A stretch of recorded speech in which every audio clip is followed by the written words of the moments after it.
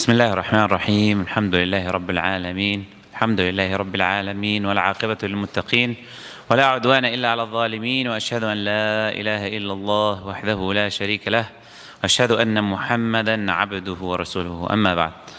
As you all know, as we said the last time, it was not a sufficient time for us to go through the other articles of faith, and inshallah I'm trusting you, when you go back you'll do some research inshallah, and you will realize inshallah, you will learn, you'll get at least the fundamental principles and the understanding of the other articles of faith, right? Of course, believing in Allah is the most important, but every single one of them is needed, and if you're missing a single one, cannot be a Muslim. If you don't believe in one of them, you're not a believer, right? You have to believe in all of them to be from the believers. So it's very important inshallah for you in your spare time to look into that. So right now inshallah we'll just very briefly, we say briefly, I mean even more briefly, right? To go through some of the main misguided people, because misguidance is many groups of misguidance, right? And each of them you will have a long time talking about them if you want to go into detail of what they did, what they didn't do. But we'll just give a brief overview.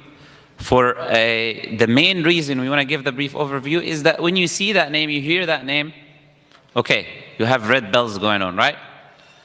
And I will tell you an advice. Anytime you hear a name other than Muslim, you should have red bells in general, right?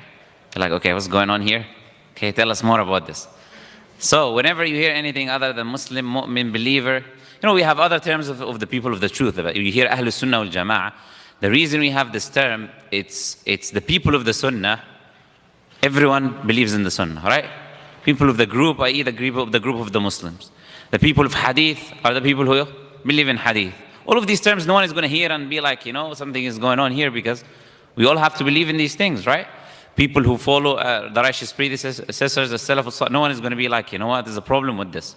But the minute you start hearing strange names, Jahmi, Ash'ari, Mu'tazili, where is these names coming from, right? The minute you hear these names and someone calling himself something in relation to these names that you've not heard, you don't find the Quran and the Sunnah, you're like, okay, something is going on here, always be aware.